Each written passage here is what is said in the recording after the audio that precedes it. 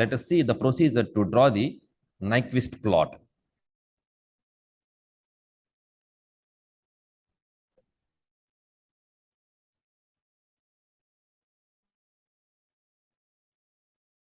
So here, this is the S-plane. In this S-plane, we have a Nyquist contour. As I told you already that in the beginning, that Nyquist plot is a plot which is drawn in f of s or g of s into h of s plane corresponding to the Nyquist contour which is in S plane. Okay. So here, this is the Nyquist contour which is in S plane.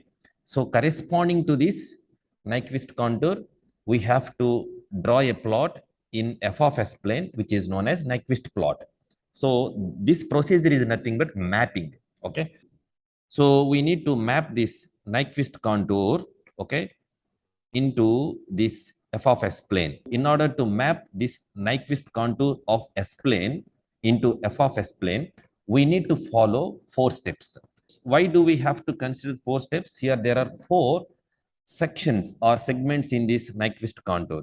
Section C1 or segment C1, and section C2 or segment C2, and section C3 or segment C3, and section C4 or segment C4. In step number 1, S must be equal to j omega.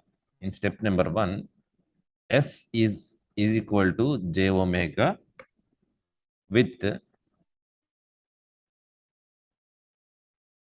omega varying from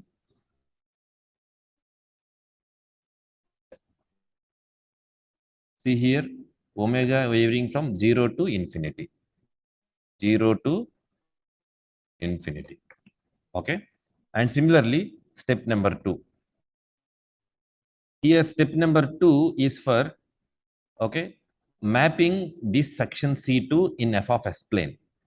So in order to map this section C2 in f of s plane, we need to put s equal to okay.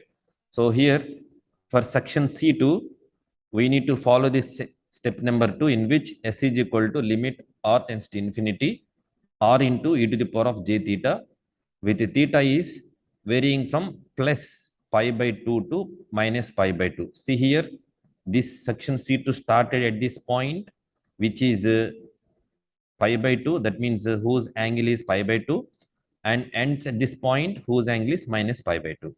So that means here in step number 2, there are 2 components or 2 parameters. That is, one is magnitude and another one is phase. Okay, magnitude, this is magnitude. Okay, and this is phase. Phase can also be represented with phi, or we can write phase. Okay, that is step number 2. And step number 3, see here, step number 3 is also a straight line, but it is varying with omega value from infinity to 0. Whatever we did in step number 1, the same procedure will be followed, but the omega value is varied from minus infinity to 0. Okay. So for section C3, we need to follow this step number 3, that is S is equal to okay j omega with omega varying from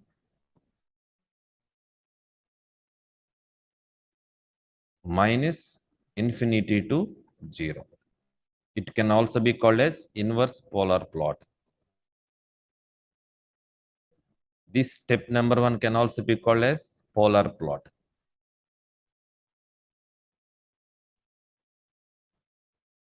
And step number 4.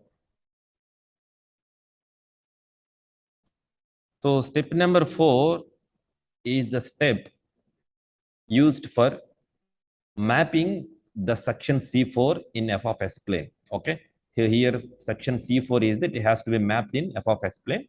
So whatever the way we have followed for this section C2, in the same way we will follow for the section C4 also, but with minor modifications. That is s equal to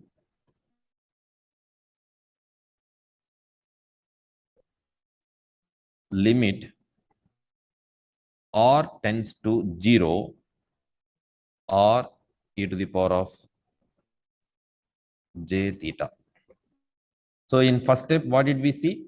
In first step, in order to map the section C1 of S-plane into f of S-plane, we have to do step number 1, that is S is equal to j omega, which is varying with omega value from 0 to infinity.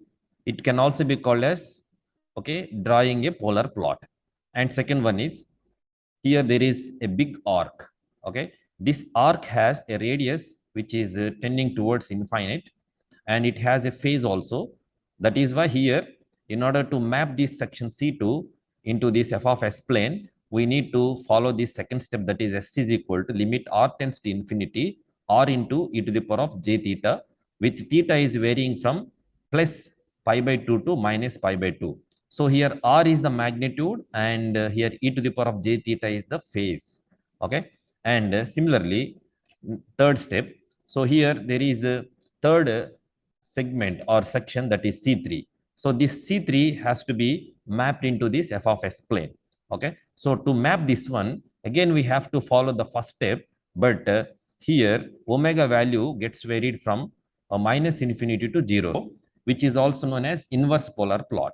Okay, so then fourth one is the segment of a Nyquist contour, okay, which is taken detour at a pole whenever it is occurred at origin. So that is C4. So this C4 should also be, okay, mapped into the f of S plane. So in order to map this C4 into the f of S plane, we need to follow the fourth step, in which S is equal to limit r tends to 0 r into e to the power of j theta. So here r is the magnitude, and e to the power of j theta is the phase of the, okay, that particular section C4. Got it? So this is how we can use 4 steps in order to plot a Nyquist plot, okay, in f of S plane corresponding to the Nyquist contour in S plane. ఈ video కానీ మీకు నచ్చినట్లయితే like, comment, share చేయండి. మరిన్ని updates కోసం subscribe చేయండి.